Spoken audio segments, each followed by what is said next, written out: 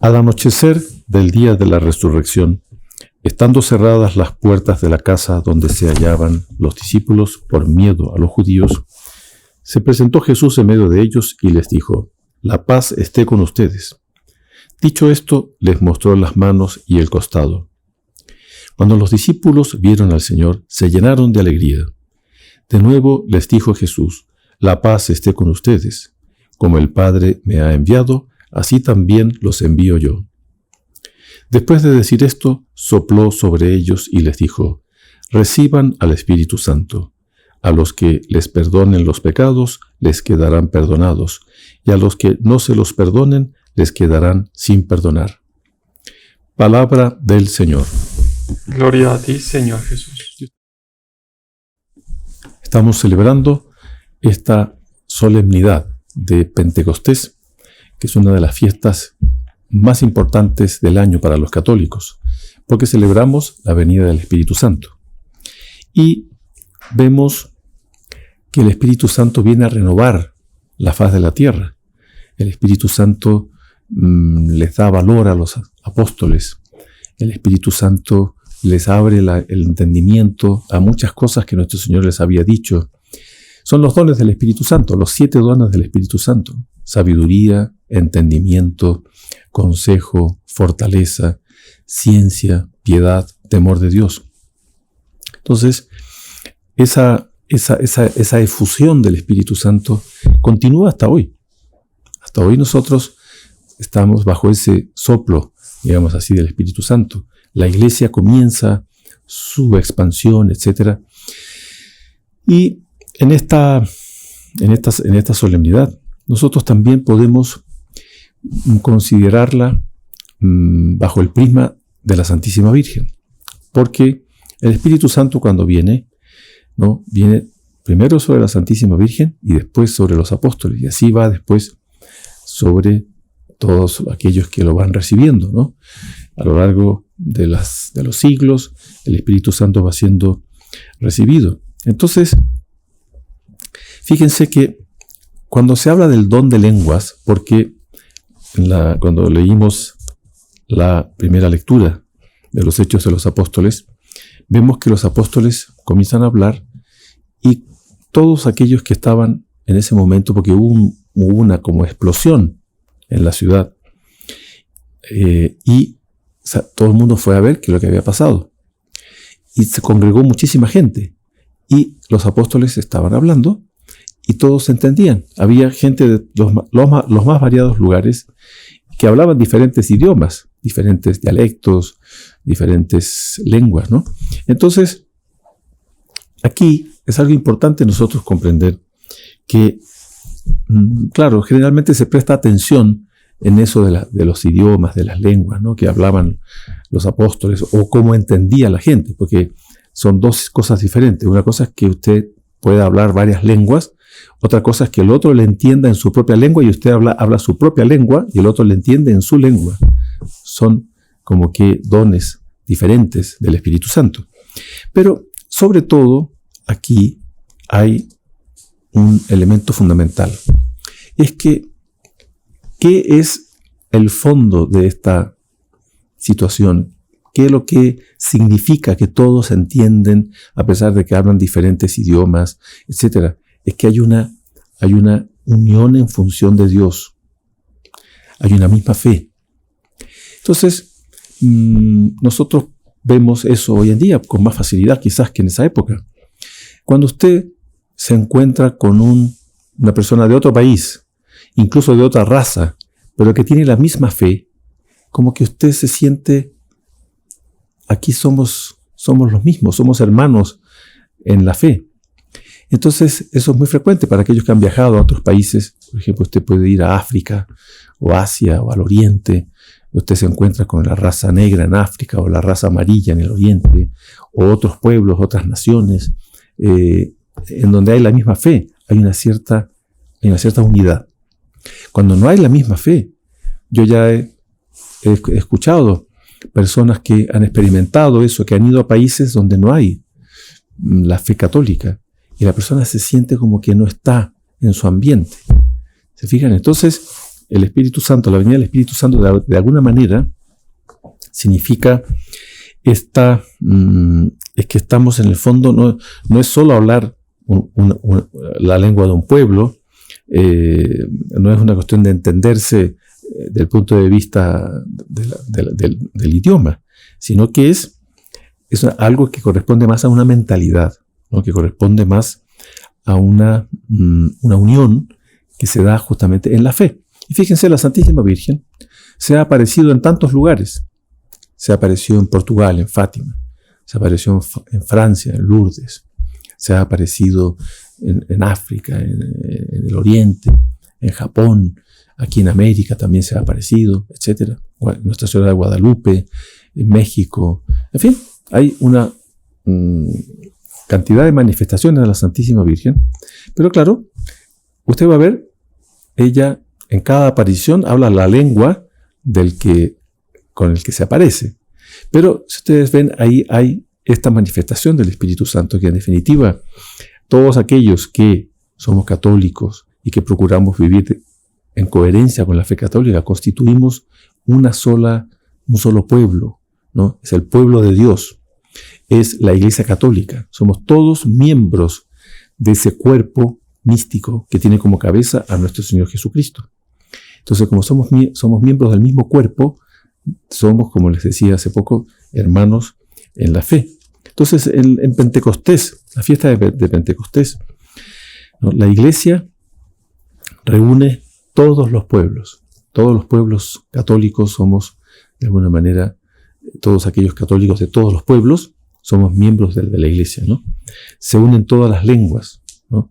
Por eso se dice que la Iglesia es católica. Católico significa universal, ¿no? Y si todos somos fieles, si todos procuramos ser coherentes en la fe, ¿no? Todos nos entendemos, hay un cierto entendimiento, ¿no? A pesar de que somos razas diferentes, somos a veces hasta costumbres un poco diferentes, si ven que la fe también hace con que las costumbres sean de acuerdo con la fe, porque también no podemos pensar que la fe no tiene nada que ver con las costumbres, por supuesto. La fe sí influye en las costumbres de los pueblos. Entonces, por eso, en el Salmo, ¿no?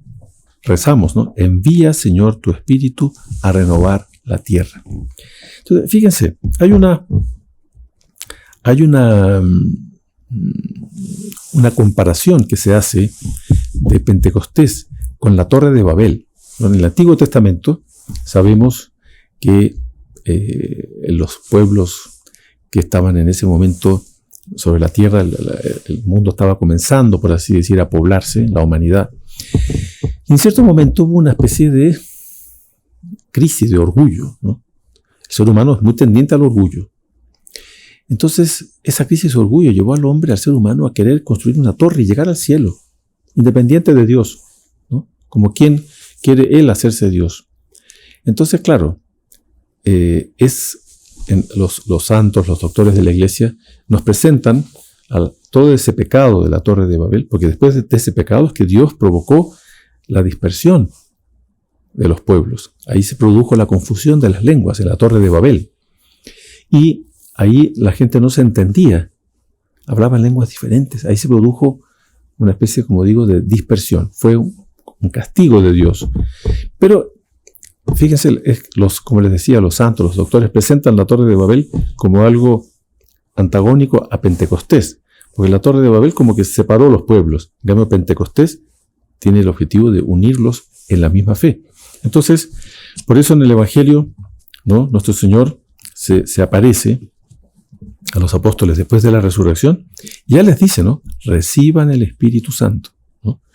Entonces, es un deseo que tiene nuestro Señor de hacerles el bien, de perdonarlos, de renovarlos, de animarlos a que ellos vayan transmitiendo la fe por todo el mundo, vayan por todo el mundo y prediquen el Evangelio.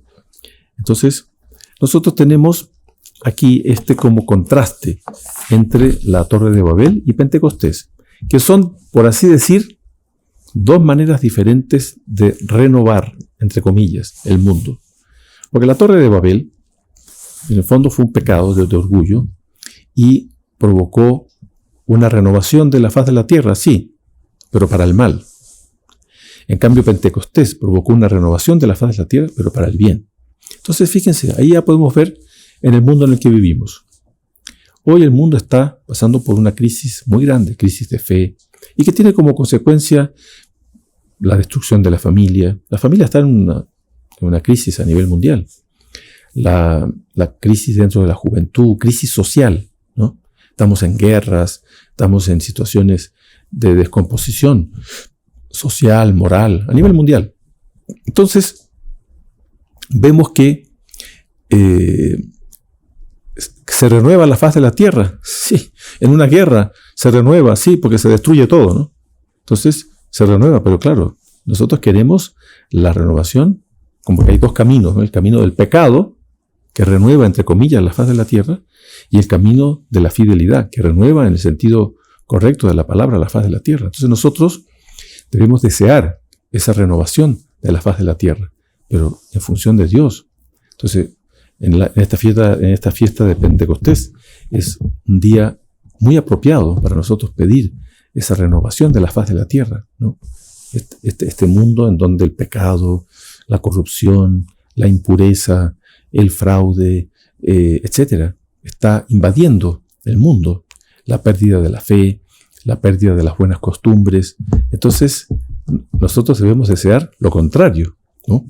Entonces, por eso es que este deseo de que se renueve la faz de la tierra es hoy muy apropiado también pedirlo por intercesión de la Santísima Virgen. Fíjense, este año, como la fiesta de Pentecostés es una fiesta que cae en un domingo, pero no siempre coincide con la fecha. Bueno, hoy también es la fiesta de María Auxiliadora, que sí es en una fecha fija, el 24 de mayo. Entonces, hoy es una feliz coincidencia, ¿no? Que la Santísima Virgen, ella es auxiliadora de los cristianos, María Auxiliadora. Está en la letanía de la Santísima Virgen, esa advocación, auxilio de los cristianos, ruega por nosotros. Entonces, hoy es un día también muy apropiado para pedir ese auxilio de la Santísima Virgen en esta renovación de la faz de la tierra. Ella prometió un triunfo de su Inmaculado Corazón cuando se apareció en 1917 a los tres pastorcitos en Fátima, Lucía, Francisco y Jacinta. Entonces, nosotros debemos pedir, ¿no? esa efusión del Espíritu Santo. Y también nosotros tenemos que ver que la solución para los problemas de la humanidad a veces la buscamos en cosas concretas, en decretos, en leyes. Fíjense que la solución a los problemas viene de Dios, que después tendrá evidentemente su aplicación a las cosas concretas, pero no podemos pensar que las cosas se solucionan sin Dios. Entonces, hoy día tenemos que pedir, ¿no? esa efusión del Espíritu Santo, ¿no? Que sea enviado y que no nos dejemos llevar por este pecado de la Torre de Babel, porque nosotros podemos ver, ¿no? Las costumbres, la educación, la fe, la familia, etcétera, cómo está. Entonces yo debo reaccionar contra eso y debo querer una renovación. Ahora esa renovación se da primero en cada uno. Cuando hablamos del triunfo del Inmaculado Corazón de María, no pensemos en un triunfo medio de película. Pensemos primero en el triunfo dentro de nosotros, en donde nosotros estemos creciendo en nuestra fe, procurando nuestra santificación, siendo elementos de freno en los lugares donde estemos en relación al mal, al desorden, al pecado, etc., ¿no? Entonces, es muy importante, ¿no? En esta fiesta renovar nuestra fe, pedir al Espíritu Santo que renueve nuestra fe y tener mucha devoción a la Santísima Virgen, ¿no? Para que ella nos ayude a difundir esto en nuestras familias, en la sociedad, en nuestra vida social. Entonces, debemos tener esa compenetración de que nosotros debemos tener un papel también en esto, porque el triunfo de la Santísima Virgen, una renovación de la faz de la tierra por obra del Espíritu Santo, no se da sola. Nosotros tenemos que poner, digamos así, nuestra disponibilidad. Entonces pidamos, ¿no? En este día, especialmente por esa renovación de la faz de la tierra, que el Espíritu Santo la opere de la forma más superabundante posible, de la forma más extraordinaria, de la forma más eficaz. Alabado sea nuestro Señor Jesucristo. Por siempre sea alabado.